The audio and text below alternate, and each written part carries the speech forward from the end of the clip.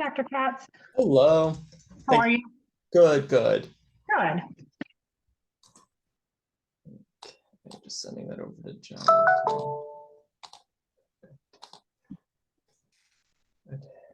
Can you hear me okay? Is the volume fine? Can. Perfect. Sounds good.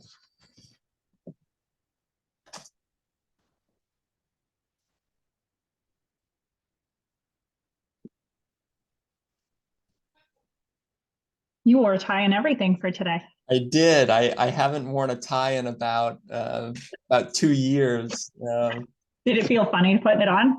I know. I was glad I remembered how to tie it. I had to pause for a moment and think about it more than I used to, because I used to wear it to the office all through Right. residency, um, and then when it was partway through second year of residency when the pandemic hit, so I stopped wearing it then. Ties were not even allowed in the office or the hospital for Really? years, and so yeah, this is my first time wearing a tie in quite some time. Well, it looks good. Thank you. You're welcome. So why ties? Just like because it was an extra piece of clothing that you didn't know if you were going to get germs on as a Yeah, tie? Okay. and then like I mean they're kind of gross. They don't get washed the same way Right. as other clothing. They dangle, and the number of times they've dangled and onto people in their beds at the hospital, it just kind of it was probably wise to get rid of. Oh, And that makes sense after you think about it. yeah, the office, it makes a little more sense Right. to keep it, but I don't know. I've been happy with no ties, so for Yeah, some time I've been sticking with it. I would say I'd have to agree if I had to wear a tie. Hi, Pam. How are you? Hi, everyone. Hello. Pam, did you want to go ahead and try to share your screen and just? Oh, okay. Yes, I wasn't sure if how the slides were going to work. Okay, so that's me. Okay. I think John Williams is planning on sharing the screen when he comes on in a minute. He was just wrapping up with another meeting. Okay, great. Going through. Yeah, because I have just a few like introduction slides. And so that's what you're talking about, right, Denise? Yes. All right, let's see. We always use Teams, so I've just got to find up. How about the share screen button? There we go. And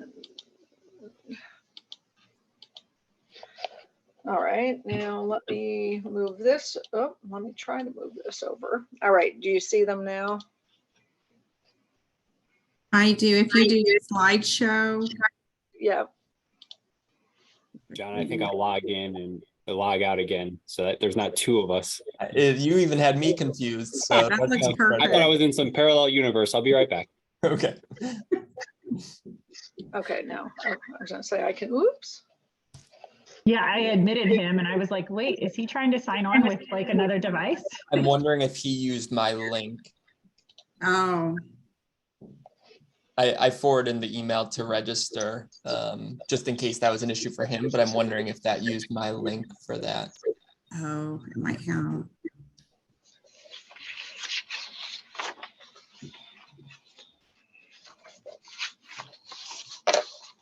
Well, we had 31 register, so we have a good group, but there's been a pattern where everyone that registers doesn't show. So I'm curious how many show up today. Hopefully we have a good group. Yeah, I don't think that's unique to the FMEC webinars. They are, it's going to be, it will be recorded, so it'll be out there forever after today. So Sounds good. Denise, I think I'm going to go off screen. okay. And just unless there's a reason you need me to be on screen the whole time. You want to be an active participant? Are you going to throw me in a breakout room? You could be thrown in a breakout room, Shayla. I'm here for technical emergency support. Okay. I usually am off screen because we've switched roles this time. Scott's usually, the leader, takes the lead role, and I'm usually, what, Shayla, and I usually have my camera off, so. Sounds Yeah, good. and I'll turn mine off after I give like the few little introductory sentences. So okay. And I have the documents open on my computer too, in case if something happens. So if anyone needs me to share any, or I know, John, if you wanted to practice sharing real quick. John Williams is gonna do the sharing, but Okay. he comes back on, or could you, what would be the way to post? I know you shared it in the email, but sharing that handout, could that fit in the chat, a PDF file, or? That could fit. I can post that. I'll go find that PDF file and I'll go ahead and post it once we go live. How does that sound? That sounds good. great. Thank you, I think Shayla. I should be able to handle that. Thank you. Thanks. We didn't talk sport code or not, John, so I just went and grabbed it. There we go. Exactly. Exactly. Did you want to practice sharing the screen? Absolutely. Let's see.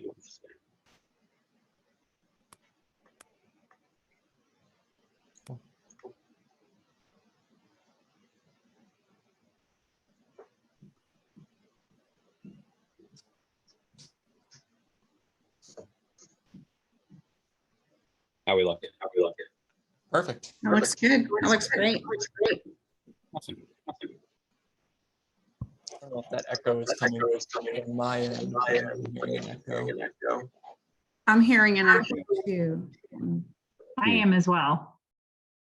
This is a first for the echo, so I'm not sure. Now I'm not. Yeah, I'm not Okay. hearing that. I'm I not, think it's me when I'm unmuted and there's other people talking, so I'll just make sure I'm muted when I'm not the one talking. It also makes me wonder if I am also, because it happened on another meeting that I was on, so I don't know if I've got I don't know if it's trying to access two microphones or whatever. maybe. And Shayla, are you there? I'm here. Another thing, if you wanted to help with, as you see people in the waiting room, if you want to admit them, I'll try to get them too, but. Okay. You want me to go ahead and start admitting them or not Yeah, yet? I guess if you want to go ahead and start, when we can at least have a group ready, and that way we can try to start close to, we might be sometimes it's a minute or two after, but. Okay. It's the classic, keep the line at the restaurant, right? To make it seem like we're really busy. So I have a question. When I was sharing my screen, you guys could still see like the little windows up at the top, right? Or did it like take over the whole screen and cover the video? When you did the slideshow, it was it took up the whole screen.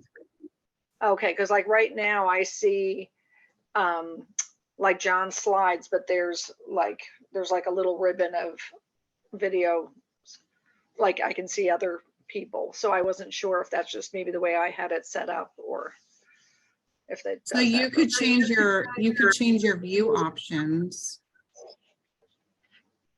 Yep.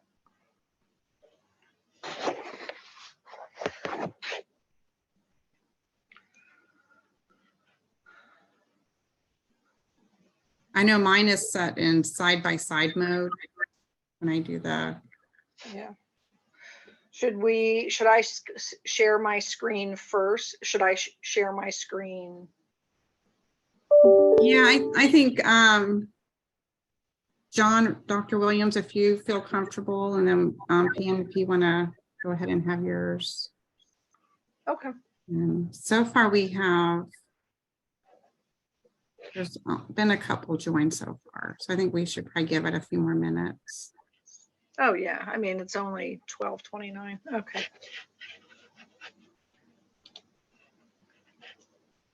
Yeah, just when I share my screen, I can't see the thing to mute and unmute my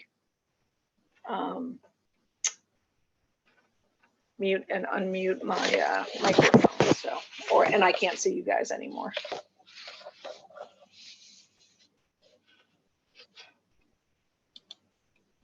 Denise, you're on mute. So I'm talking about muting.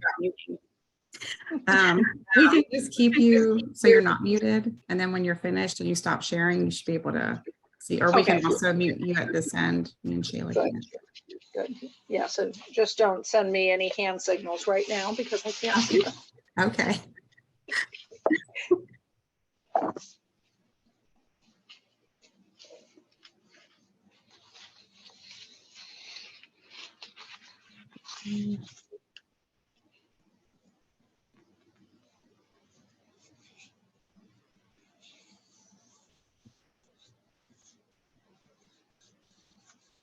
And I'll give us another minute or so for people to be able to join. Yeah, we Yeah. have time for that. We built the time in, so we can give it some more. I'll go ahead and maybe put a chat message and just let people know we'll start in a couple minutes. Okay.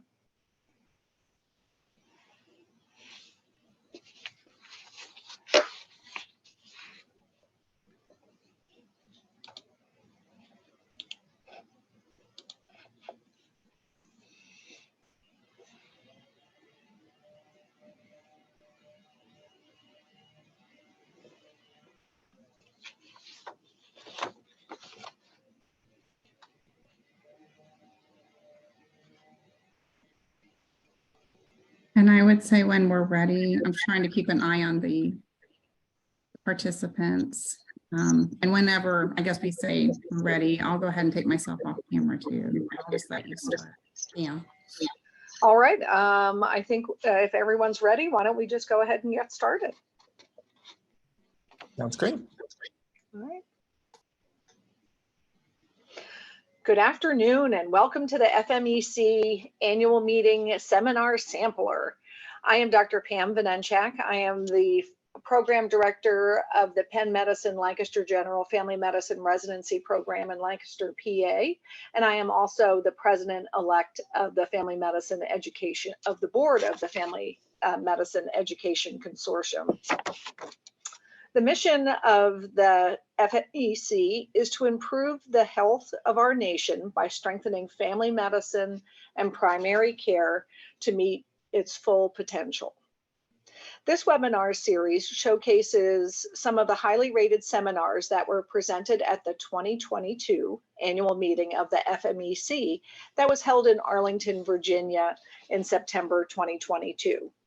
We hope that you will join us in person on October 13th through 15th for our next annual meeting that will be held in Providence, Rhode Island. We are assembling the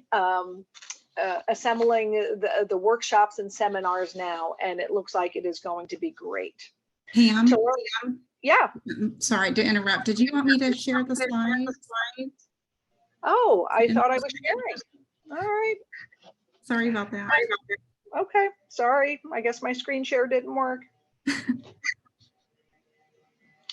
To learn more about the FMEC annual meeting, please go to our website, www.fmec.net.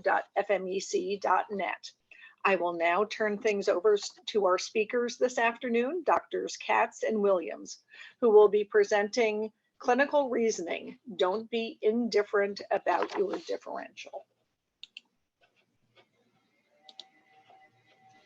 Thanks so much, Pam. Thank you, Denise and Shyla, for your help setting up for today. I'm Jonathan Katz. I am a graduate from Middlesex Family Medicine Residency this past year. Gosh, I can't believe it's been almost a year now. And here with Dr. John Williams, who's one of the faculty at the residency. And we're really excited to be sharing this presentation, Clinical Reasoning, Don't Be Indifferent About Your Differential. This is something I started to get interested in back as sort of earlier on in residency. To be honest, it came out of making some errors in diagnostic reasoning and and clinical reasoning, and really just trying to hone in those skills and be better at it. Certainly something that none of us are going to be perfect at, but we can all strive to be better at. It had some errors then, and I guess I was under the false assumption that as soon as you get your diploma as a resident, you know everything. So I've continued to make errors as an attending and striving to just be better at that. So really excited to be here with Dr. Williams, sharing this today with all of you. No disclosures, and only disclosure is that I'm not an expert on this, and none of us are, but we all just strive to continue to grow.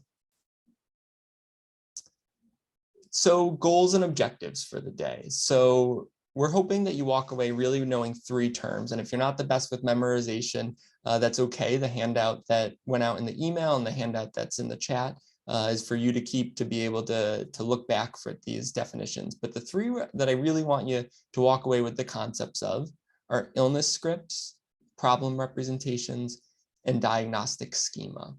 So we'll go through those, give some examples, and you'll use a schema today. And part of the activity we're going to be doing today is going through a case where you'll get information bit by bit to be able to use a schema to come up with the diagnosis together. And then we're going to share about how to use this, use what we talk about today, and a format to even present this to your home institution, whether you're a student, whether you're a resident, faculty, to be able to share this with others around you. So I keep saying this term, clinical reasoning. So what does that really mean? This sort of early on in my reading, this was the best definition I really found, and we'll break it down together. So conscious and unconscious processes a clinician utilizes with a patient and environment to collect and interpret data. So conscious and unconscious. So we have the things that we're actively thinking about, or sort of thinking about our metacognition. And then we have our unconscious processes. We have the things that come up based on experiences we've had previously. So maybe we've just seen something similar and it was this diagnosis, so we jump to that. Or we have the anchoring or any of these other different types of biases our brain jumps to that we don't really have that control and slow down and say, this is what we need to be thinking about. And then using the patient and environment. So there's a big difference in getting a history from a 3-day-old versus getting a history from a 30-year-old. And that varying type of ability you have in your interaction with the patient alters how we can do our reasoning.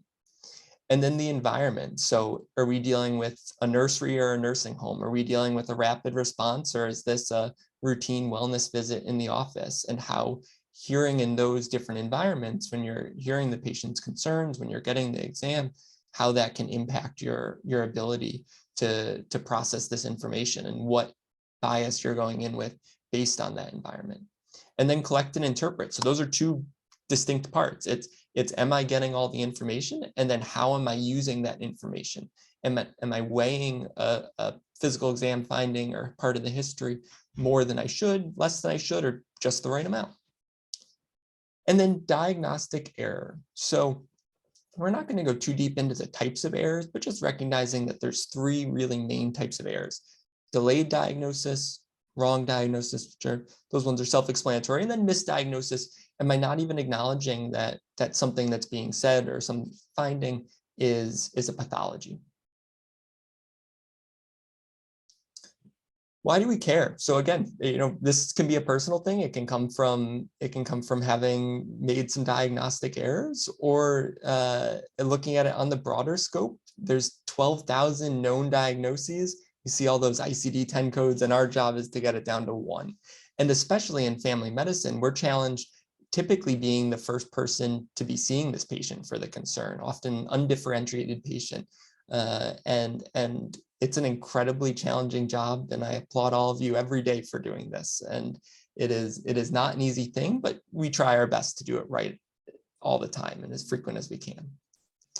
In the outpatient world, 1 in 20 adults suffer from diagnostic error. In the inpatient world, as many as 1 in 9 in some studies, showing that if we have that difference in diagnosis from the time they're discharged to admit, that there is actually an associated increased morbidity and mortality. And then intentionally put this one last, cost being the least important of these items, but it is a real thing to acknowledge in the healthcare system we live in. I'll pass it over to Dr. Williams. Thank you very much, Dr. Katz. So I want to start off with a quick poll question for those of you who are kind enough to join us today to say, what stage of your medical career are you in? So we're going to open up that polling momentarily and appreciate your responses.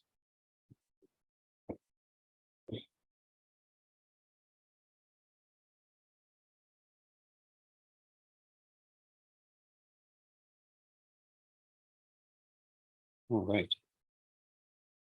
So more attendings than residents, but no distribution of both. Yes, so thank you for that.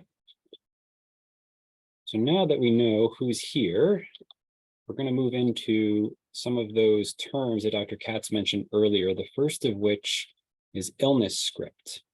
So basically, this is a mental representation of a disease. It includes a lot of different things like epidemiologic factors, patient's history, symptoms and signs, and imaging and laboratory results. As an example, we have atopic dermatitis listed. I will let you all read that to yourselves, but just an example of what an illness script can and should look like.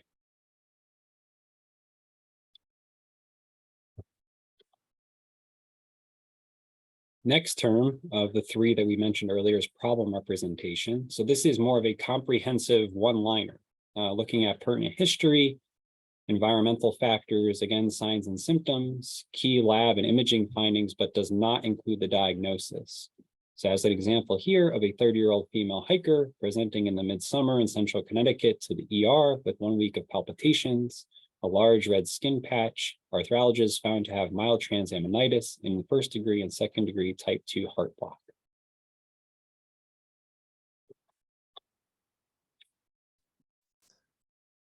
So we have the illness script, we have the problem representation, and now the diagnostic schema, which is what we're going to spend most of the rest of the time of our day on here. So the diagnostic schema, the wording's it'll be easier to understand when we see some examples, which we'll do in a second, but starting with the description. So a systematic approach we use to narrow a medical problem to specific diagnoses.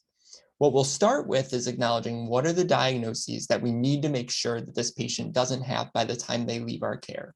That doesn't mean you need to do a test for all of these, but just mentally making sure that that's not your highest suspicion and that's not something that could lead to significant morbidity or mortality if we don't at least consider and cross that off our list by the time they leave.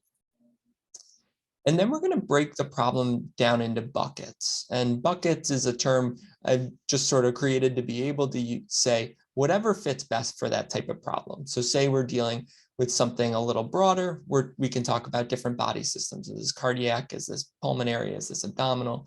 And then location. Is this right upper quadrant pain versus this left lower quadrant pain? And if we're talking abdominal pain or lab features, we're going to give an example of hyponatremia. So depending on what the problem is, being able to break it down in some systematic way. Then you're going to use your history, your physical, other type of diagnostic evaluation tools to be able to move diagnoses or entire buckets up or down. So let's give the first example here. So dyspnea. So this is from the clinical problem solvers. I'll have some information about some great resources at the end too, but the clinical problem solvers have a podcast, an app, a website where they share their schemas. So this one I really like because this one breaks those. We have the life-threatening or our don't miss diagnoses on the left, and then we have body systems for cause of dyspnea. We have a cardiovascular, pulmonary, chest wall, neuromuscular, hematology, and other. And then even within the cardiovascular and pulmonology, we have the anatomic parts of that further broken down. And then we can have our specific diagnoses below that. So we'll show a little bit different one here now. So this one is hyponatremia. So we're starting with, we have our low sodium.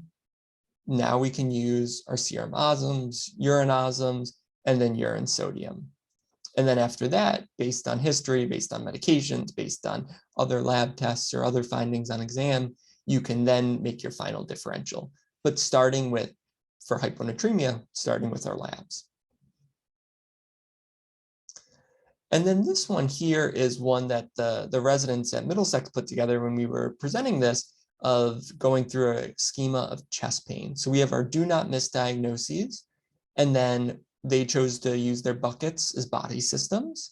And we have our specific diagnoses within there. So any questions at this point about schemas, problem representations, or illness scripts?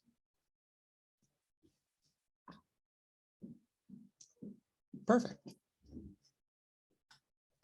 So since there are no questions, another question for those of you joining us, based on those three terms that we found to be so important for our lesson today, 60-year-old male with hypertension, hyperlipidemia develops sudden onset left-sided facial droop and slurred speech is an example of which of the following? On the script, problem representation, or diagnostic schema?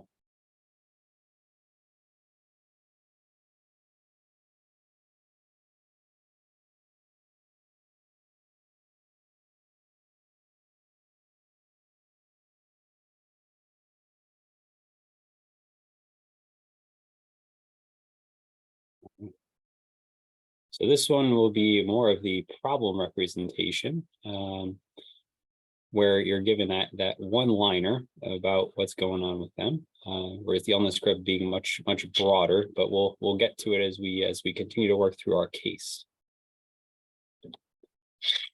So, activity. So our next step is to get into groups of 3 to 5.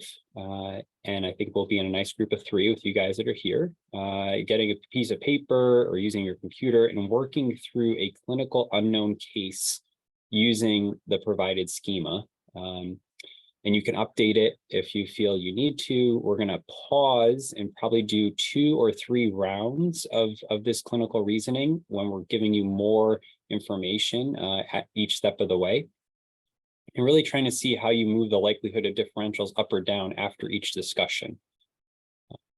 So before we do that, Dr. Katz and I are going to demonstrate an example. Okay, so we'll go through just a little practice round of maybe how it would look if you're kind of building a schema for the first time or talking through a case. So when John and I were coming up with this, we just thought of, okay, what if a 60-year-old male presented with 1 day of lower extremity swelling? Yeah, so if we had this case, I'd say, well, the first thing I want to know is it bilateral or unilateral?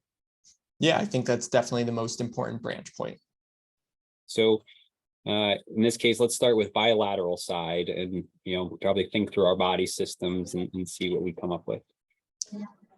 Yeah, so if I'm thinking about body systems that happen with this, I'm thinking first about cardiac, vascular, lymphatic, endocrine, and then skin and soft tissue. Okay, cardiac, I think I'd say CHF is certainly most likely with this bilateral swelling. Okay. And then for vascular, it could be a DVT, compartment syndrome, hematoma, could be iatrogenic due to medications. There could be vascular procedures in the past, and then even blood clots, but less likely because it's bilateral. And then for lymphatic, thinking potentially lymphedema. Okay. And then I think that leaves endocrine. So, myxedema comes to mind, skin, soft tissue, perhaps cellulitis, but also, less common bilateral. But thinking about the acuity of these symptoms, I would say, cardiac, endocrine, skin, soft tissue are probably the most likely 3. Yeah, and then so at this point, acute onset, bilateral, I think CHF is probably most likely for that one. Okay. And so now if we think about unilateral swelling, what symptoms do we consider there? And then we'd continue on with that discussion with unilateral and so on and so forth. But hopefully that gives a good example of how we would anticipate you guys work through this case that we're about to give you. Any questions before we jump into the case? Okay. I had one extra click on my PowerPoint, so you may have already seen it. 48-year-old male with chest pain.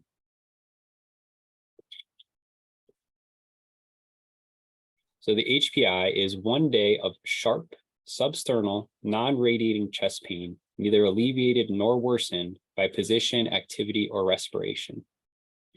So that's what you guys have at the moment to work through.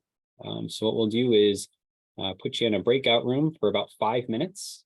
I had a question. This is Denise. Please. Just to let you know, we have 4 individuals that are participating. So you have the choice. You can either stay in this main space right here and continue to talk, or I can still move you to a breakout room. And I think that sounds great to just keep everybody here, Dr. Katz, if you're comfortable with that. Yeah, I think that's fine. We can do that. Sounds good. Okay. So for the 4 of you to talk through this case, Dr. Katz and I are here if you want to ask us any questions along the way, but we'll give you about 5 minutes to work through what you're thinking for the amount of information you've been given. Anybody else want to be brave and put on their video so we can see who we're talking to? I also don't know if any of the participants, sometimes people will watch in groups, so I don't know if you have any groups with you. I also respect some people are driving or things like that, maybe on the move. Okay. And then we also have text engagement because it looks like Shauna does not have video or audio. No, lots of tech problems. Okay. Yeah, right. It looks like a couple are having technical difficulty there. Great. So let's see. Shauna thinks the schema by systems is easiest, cardiovascular, respiratory, GI. I know that's the way I like to think also. Other systems include musculoskeletal, let's see, vascular. And then there's also the categories of MI, PE, dissection, right? So let's see, since you mentioned the schema by systems first, should we run with that? Yeah, absolutely. So when I think cardiovascular, I think certainly NSTEMI or STEMI. Let's see, cardiomyopathy, although probably wouldn't come on that quick.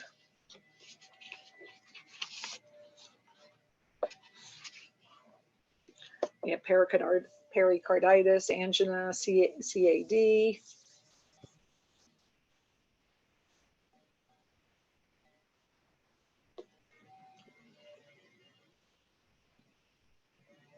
And then musculoskeletal, right? Costochondritis, rib strain, muscle pull.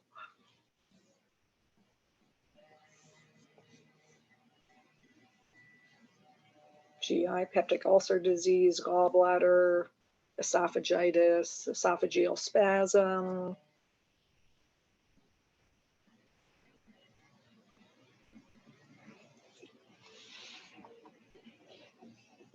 Respiratory, right, pleuritis, pulmonary embolism.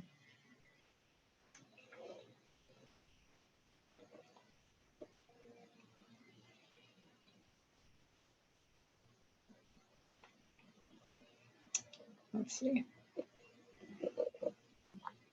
Yeah, some different ways is thinking about like from outside in or inside out, and going through what different anatomic areas do you hit in that point. If you just sort of visualize what would happen if I traveled straight through someone's chest, what specific types of things would I hit, starting with skin, hitting vessels, hitting nerves, hitting bone, hitting muscle, then getting to lung, then getting to heart, things like that. So great. Sounds like we're getting some good buckets through that. Good. Yeah, great work. So with that being said, I think it's time for a little bit more information than we've given you so far. So on to the next step. So past medical history, end-stage renal disease, hypertension, anemia, and gout. medications, a baby aspirin, Parvadolol twice daily, colchicine, and sevelamer. Review of systems. Denying weight change, fever, chills, or night sweats. Denies headache, blurry or double vision. Positive for chest pain, positive for palpitations. Denying shortness of breath, cough, or hemoptysis. And denying lightheadedness or dizziness. So now, with all of this extra information, the goal of the next few minutes is to look at that list we initially had, work through it again, see what's maybe going to move up, going to move down, maybe something new that's entered into our differential. And really curious to hear everyone's thoughts.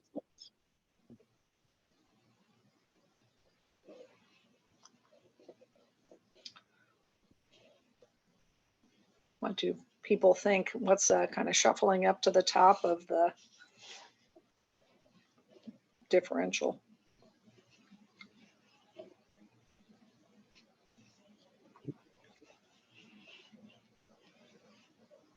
Oh, and you took away our history. Oh, there we go. Sorry, I was trying to look at the chat and it went away.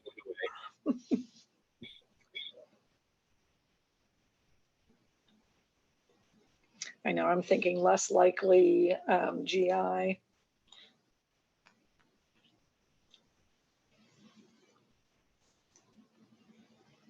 But good point, aspirin can certainly aggravate GI and peptic ulcer disease. End-stage renal disease, right? That's a big one, right? Increases the risk of cardiovascular, pericardial effusion.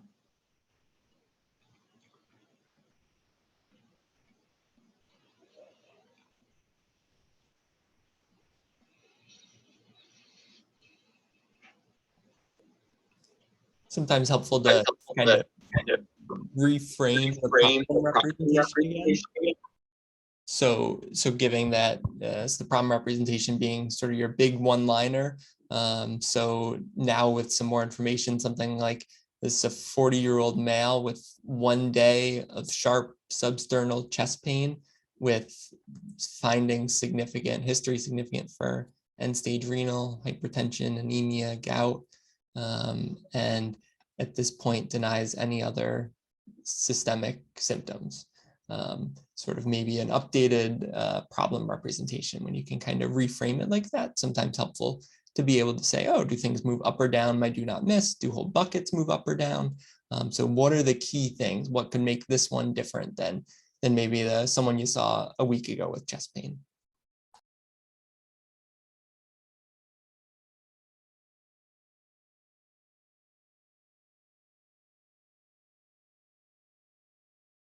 And with that being said, certainly with the smaller group that we have here, just anybody's thoughts about how this process is feeling to you at the moment, going through 2 of these aliquots at this point, thinking about it in a much more methodical way for differential.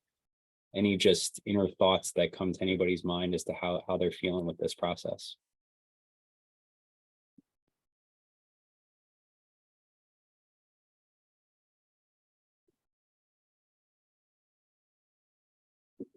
Certainly, I think from the times that Dr. Katz went through this process with the residency, I think that the residents certainly appreciate, as you'll see later when we talk about curriculum development, how this methodical way of doing things was just so well received, and hoping to do this more, right? And having the opportunities to have this exercise of methodically working through things. So certainly what came to mind to me when he had this thesis project, and maybe you guys are feeling the same way.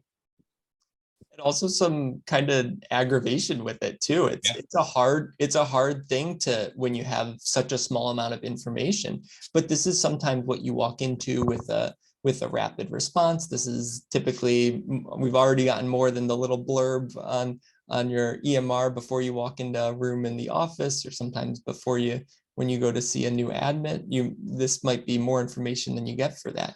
So how can you start to frame what you're going to ask based on this small information? to help move things up or down. So this is to help you create that mindset of, okay, where do I go from here then? So if you can build that schema, if you can already have that just based on that little nugget you get before you go into the room, that can help you actually make sure you're asking the appropriate questions to be able to move things up or down. So I know it's hard, I know it's frustrating, I know it can be painful, but that's the benefit of it, is to have that before you walk in. So with that being said, John, shall we move on to the third and final aliquot here? All right. So, physical exam.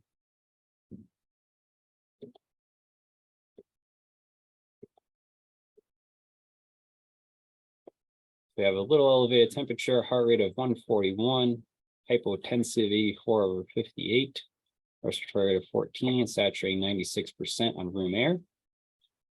General mild distress, secondary to chest pain, obese.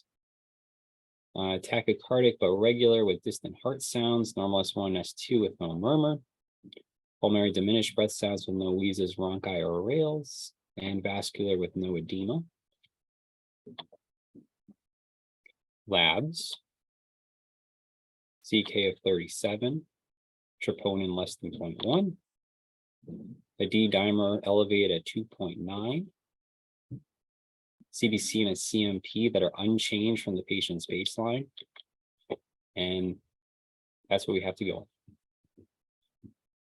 So last go around, with all of that extra info, what we're thinking now about our differential and what's moving up to the top, what's moving very much down.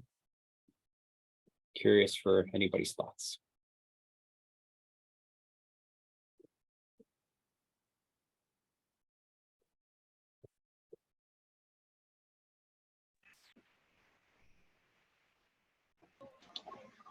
Anybody want to unmute or type in the chat?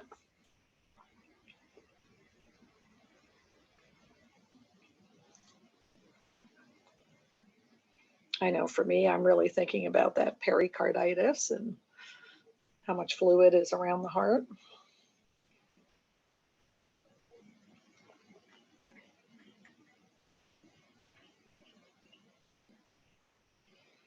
And certainly what we saw with that second aliquot, and then getting some of these vital signs, and oh, there we go. And Sean is signing off. That says tachycardia, elevated D dimer, increased risk of PE. Oh, and thank you. Thanks for joining. But certainly, cardiac and pulmonary sound like they're going up to the top of this list.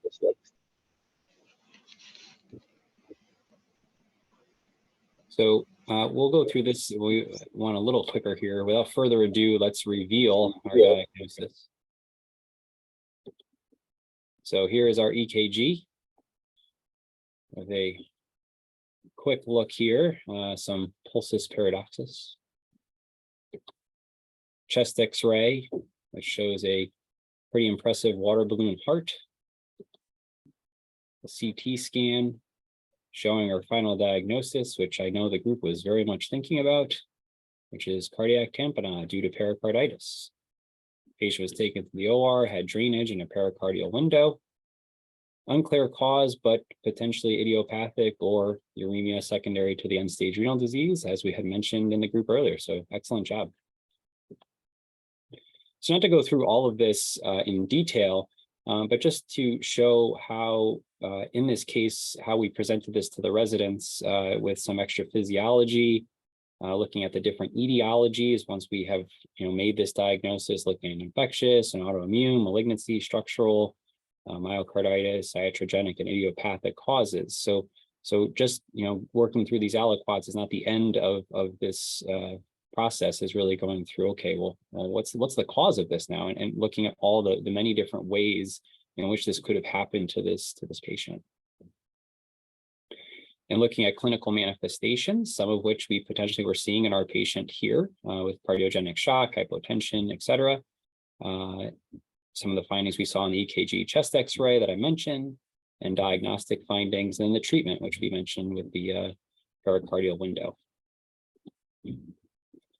So I guess main final question, which we kind of already elaborated on a little bit, but just curious for anyone's final thoughts before we go into curriculum development of just how did it feel working through this process in a slower method?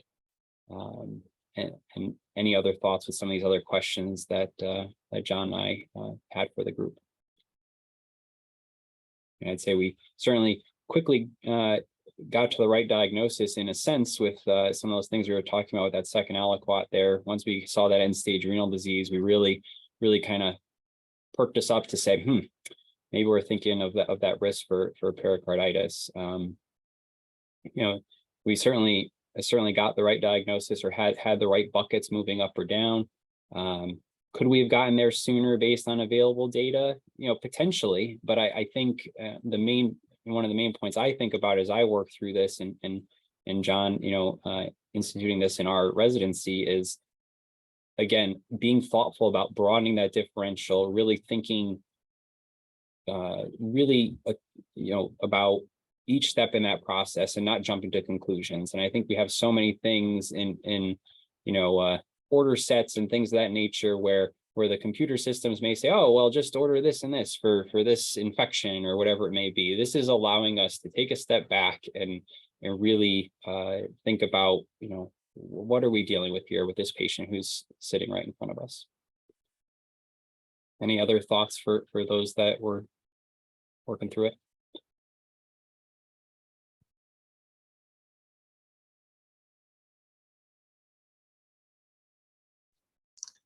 Yeah, some of the comments the residents made when we were doing this was weighing things or not valuing something fully appropriately. So maybe undervaluing that tachycardia or not necessarily recognizing, you know, it could be collection error. It could be that some people didn't see the pulsus paradoxus and so you know, it's that different parts. It's that collection and interpret, going back to, you know, what is the diagnosis, or excuse me, what is the definition of clinical reasoning? And it's both parts of that. And maybe someone just recently saw a case of pericarditis, maybe someone just recently had a PE, and how does that proximity bias play a role? So so a lot of different parts that make that up. And going through this autopsy, whether you get the diagnosis right or wrong, it's not about that. It's about that process as we do this in the practicing mode. And if you made the right diagnosis, still could you have gotten there sooner? Should you have considered something else later on still before you anchored to the right diagnosis? So so great, thanks. I'll turn it over to you, Dr. Katz, for your curriculum design. Thank you. So this was part of a master's thesis project and a capstone project that I did during the residency. So again, you don't have to be an expert on this. I was doing this as during residency. It's not something you need to be 20 years out of residency to be a pro at. It's just something if you have a passion about it, something you're excited about, interested, and hope to share, certainly capable of doing this yourself. So first off, figuring out how much is this happening? How much are we really learning about diagnostic error and how prevalent is this in medical school and residency? Pretty limited data about it in terms of family medicine residencies, but we know ER residencies, which parallel pretty well with family medicine in terms of taking an undifferentiated patient and putting them to a narrower diagnosis. About 4 hours per year or less annually is spent on diagnostic reasoning teaching. And then ACGME milestones say that this is something we should be doing. This is something important, that deliberate practice and actually teaching others to do it is part of our educational goal. And then did a survey within the Middlesex residents, a needs assessment. 100% of residents say that they think that dedicated time is important. Only 40% felt prior to this curriculum that they had been receiving that training at any point in their education. So I want to hear from all of you. Have you actually had training on clinical reasoning and diagnostic error, and how much? So how many hours in total would you say you have had on focused, dedicated training in medical school and residency combined?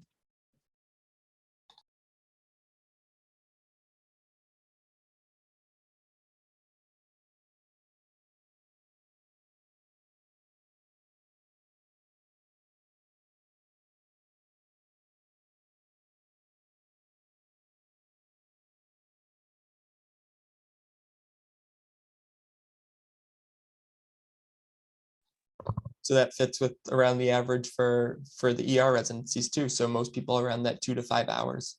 Okay. So yeah, I think that shows that, you know, this is part of what we do every day, and it's not as focused as saying we need to learn about the heart today, but it's a broader topic that plays in such a wide aspect of every interaction we have with patients. So so the goals that I wanted people to come away with this curriculum was be able to use these tools in everyday practice, be able to recognize and address biases that they have, and then cognitive errors that they may make. We talked about the miss, the wrong, and the delayed diagnoses. And then build the schema. That chest pain one we used today was something designed by the residents, and be able to continue to create and update your own as you go through and as you see different problems. So the way that brought this to the residency was 3 different sessions, 1-hour topics. This was peak COVID time, so our conferences were virtual. So first one was starting the way we started today, going over a few key terms, practicing those, getting the definitions down a little bit, and then going a little bit more into those different types of biases that we briefly touched on, you know, the anchoring bias, proximity bias. There's all these different ones about, you know, thinking about, do we have a patient with a lot of problems and coming up with a narrow diagnosis, or do people have a lot of problems and multiple diagnoses? So there's different types of biases that we all have in our daily practice. And then building and modeling schemas. So we designed that chest pain one. I had groups break up into smaller groups, around 3 to 5 people, come up with their own schema, make everything together, come back, share it as a group. And then I put together this master schema that you all use today for that, going through that case that we just did. And then did one for abdominal pain, did one for shortness of breath as well. And then last worked through that case, but we did that piece by piece through the entire thing with the chest x-ray, with the EKG, with the CT scan, updating that differential as we go, and be able to move things up or down, going through it in a really slow manner over the whole hour. And again, not focusing as much on did we get to the right diagnosis in the end, but what was that process like? How did it feel to do that in that slower manner? And what are ways we can incorporate that into our daily practice? So what questions do people have about that curriculum, or a way to frame that? I know one of the things within residencies, I totally respect that if you put 1 hour of something in, that often pulls 1 hour of something else out.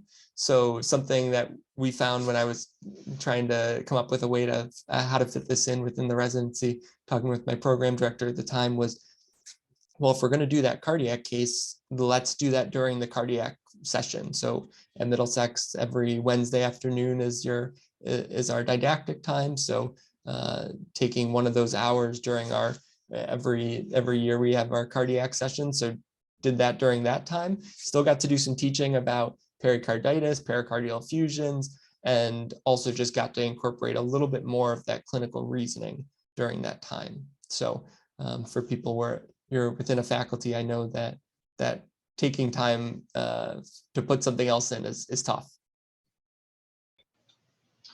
I'm wondering what difference you saw in your residency kind of before and after this curriculum, just as far as, you know, how did that change, for example, resident approaches on rounds or in clinic, and how you saw this, you know, applied outside of the teaching sessions? So that was really my big goal, was to bring this into the wards, bring it into the office, and what I like to do is just to ask, okay, you have that one line that this person's here for abdominal pain. Talk me through how you think about that. And so trying to get that interpretation in of, okay, let's think about this before we're going in. What is your schema basically? So really trying to get that lingo in more is the big thing.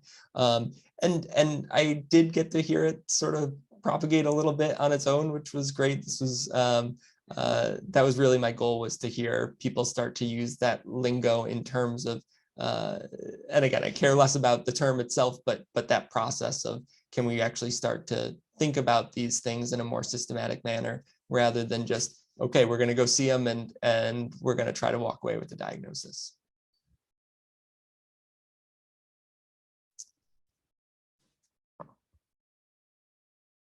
So did a pre and post survey with this, and a few sort of questions trying to define, could we get the terminology right? Again, care less about the term, but having some base knowledge about that to be able to put that into conversation, to be able to contextualize that, at least thinking about it, is people were able to better define diagnostic schema, illness script, and then just felt an overall subjective improvement in terms of their comfort with these strategies in their daily practice. And then exactly like you said, Pam, is being able to just really get this into that daily practice. How can we be asking these questions for residents or students before they're going into the room to see the patient? And then can we kind of even just briefly write up a little schema together before you're going to go see something, especially if it's a problem that you're not overly confident with.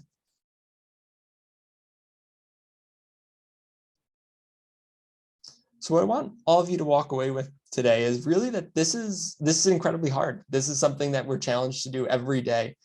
John's probably the biggest sports fan I know, for at least baseball and football. And I mean, he'll tell you any athlete is practicing more than they're performing, and medicine's backwards from that. We're constantly performing and rarely have that opportunity to practice.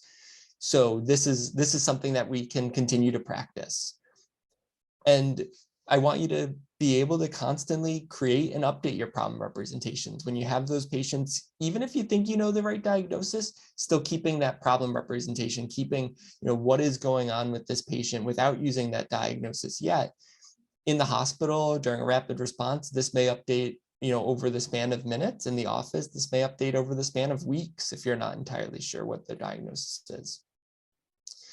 And then you're going to run these problem representations against your illness script. You use your schema to help to organize it, but you still start with your central problem. If there's maybe two different problems going on, you have two different schemas. You see how they overlap. And then like a Rolodex, you flip through those diagnoses and find which aligns the best. And then you're going to use these schemas, the same rigidity that you read an EKG, that you look at a chest X-ray. If you have that same systematic approach every time that you're going to think about how you read an EKG, you can do the same when you think about chest pain, at least crossing off those do not miss diagnoses as you go. And then I'm going to show some strategies to practice this in just a second on our next slide here. And then I just want to say, again, you're all capable of sharing this with others. It's not something that you need to be an expert on. I'm by no means an expert. I just am just trying to be someone that's better at it. And I hope to share that with others. And I'm glad I was able to share that with you today. So some ways to continue learning about this, practicing it. If you're anything like me, big podcast fan, the clinical problem solvers, the curbsiders, I Am Reasoning all have great ways to help build your illness script. Think about how we go through a diagnosis. The Human Diagnosis Project is an app that's free on the phone. It's a great way to get information and bit by bit. Actually, the case today was from the Human Diagnosis Project, and you can move your differential up or down as you get more information. You can take things off, you can add things in later on, and it's a great way to practice this. It takes 3-4 minutes, and you get your reps in for the day. Journals, the New England Journal does these case records of Mass Gen. These ones are really interesting. It goes through a little bit of information about a patient, updates as it goes, and each time one of the attendings from Mass General gives their little update on on what moves up and down their differential, why they think that, what information they want next. So you sort of get to be inside the mind of an expert on it. And then our standard resources, things like AAFP, Dynamed, UpToDate, all great ways to be able to build up your illness scripts. You know, how is COPD exacerbation different than a CHF? What clinical things may I see? What diagnostic tests may I see different with that? And that's a nice way to just continue to build that. Some great books here as well that some applied. Thinking Fast and Slow isn't specifically about medicine. Peak isn't specifically about medicine, but just how do we continue to grow and improve our skills at one specific thing. And then some thank yous. I want to thank Dr. Alan Douglas. He was my program director when I was at Middlesex and recently retired. So we're all excited for him to be enjoying retirement, skiing on the mountains in Colorado. The Middlesex residents were my participants in this and great support as I was going through this. And then want to thank the FMEC team and all of you for being here today.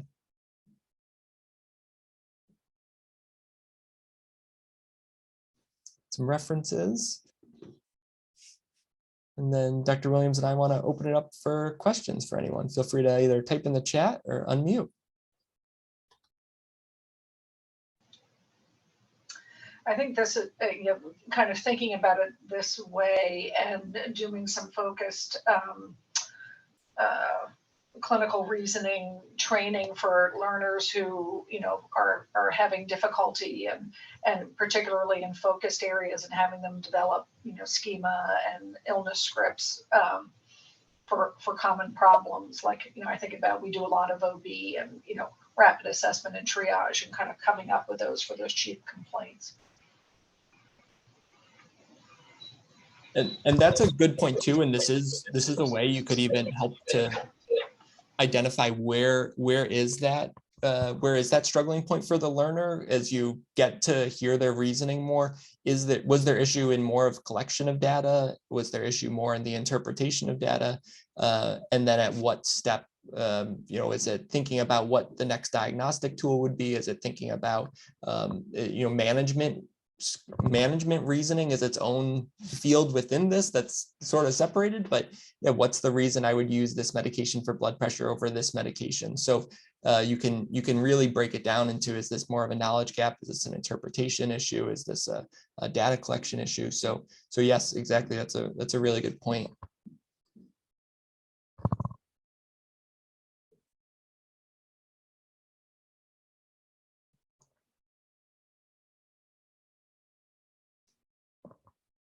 I certainly think I'm a little biased being on this project with Dr. Katz, but I think despite him graduating almost a year ago, which seems like yesterday, I think that I still see on rounds with some of his juniors that he helped train that thought process in rounds, not necessarily, like you said, not using those terms, but just allowing us to sit in that circle, not be, you know, head into the computer, and really thinking it out as a group and having ideas go back and forth and really kind of leading to some great care for some patients that probably wouldn't have had it otherwise. So more of that to come, I'm sure.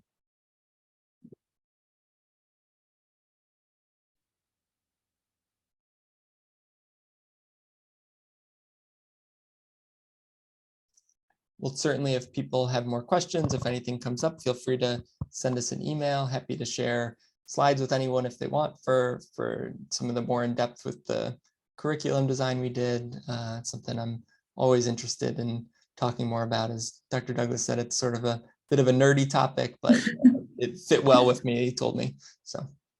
Well, I wanted to thank you, Dr. Katz, Dr. Williams, Dr. Benenchek, and Shayla for joining today. And thank you. This was a very detailed, I learned myself. So thank you again for taking the time and joining FMEC. This is a new initiative where we're presenting,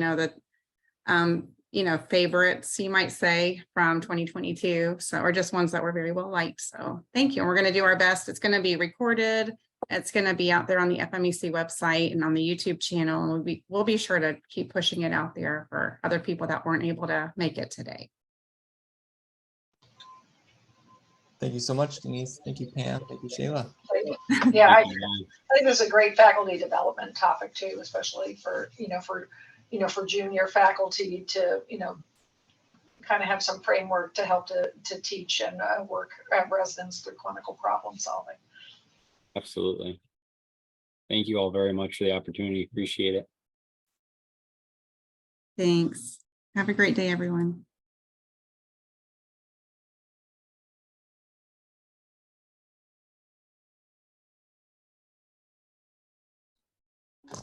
Thank you so much. Appreciate you organizing this for us, Denise. I know it was a lot of back and forth emails, and appreciate you taking the time for the meeting too. So That was really a helpful. great, very in-depth topic. So I'm hoping it's trending out there in hospitals.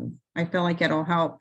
I was just noticing, like on your first slide with, the malpractice costs. So I'm sure this must help, reduce that, Yeah, definitely. a lot of interesting topics about it. I went to grand rounds about it during my first year as a resident, and that was one of the things that got me interested. Definitely a need out there for sure for it.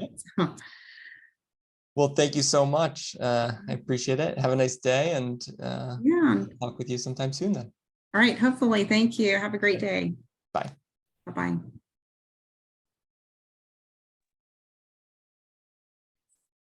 I need to figure out, Jen can edit this part out.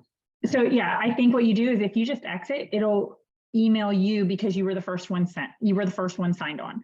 I just wasn't sure because me and Scott had this talk before with the chat, because there was one meeting at the end and he's like, I'm going to keep it running to pull the chat down. And I need to do like a quick Google, because I feel like going by memory, I feel like with the integrative health.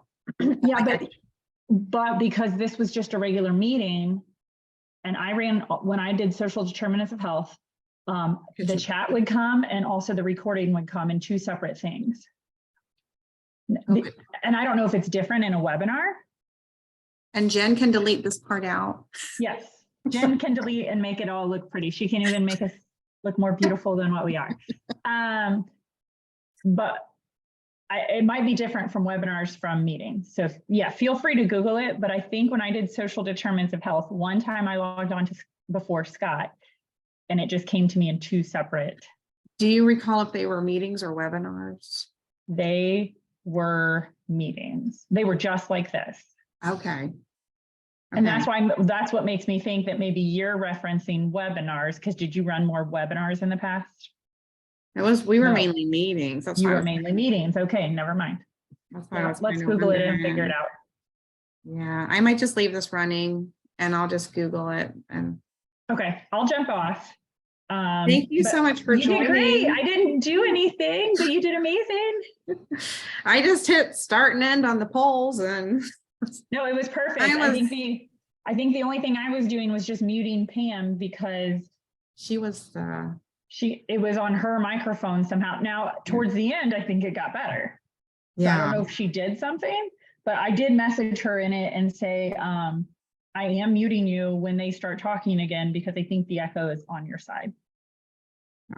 But I didn't want her to like start talking and not know like it's her. Yeah. Well, not start talking and think she wasn't muted because she didn't mute herself, right? Right. So I know I was trying to watch that too. So yeah, I had my camera off, but I'm like, I know. All right. Well, I'm going to do a quick research. Okay. I'll go ahead and leave. All right. Thank you, Shayla. I appreciate you joining us today. No, it was great. I mean, I was disappointed that they didn't talk. Like the other couple of people just didn't. At least the one was like throwing a bunch of stuff into the chat, which I was thinking was great, but I just wish a couple of people would have like jumped on and like said something. 2 of the 3 said in the chat they were having technical difficulty. So that was one person. I know. But I also feel like that is super easy out too. Yeah. I'm disappointed in the number. Yeah. I'm just disappointed. I know, because that would have been a very one to like be super engaged in, and they had it set up to be very engaged. And breakout rooms. Yeah. I know. I don't think we could have tried any harder, because Zoom does an automatic reminder the day before, and I did an extra reminder, and I reached out to Dr. Katz. I'm like, what, do you want to do a little blurb, a little info to, so I included that. I was like, I don't know what more I could have done. Right. All righty, lady. Have a good day. All right, you too, Shayla. All right. Bye. Bye.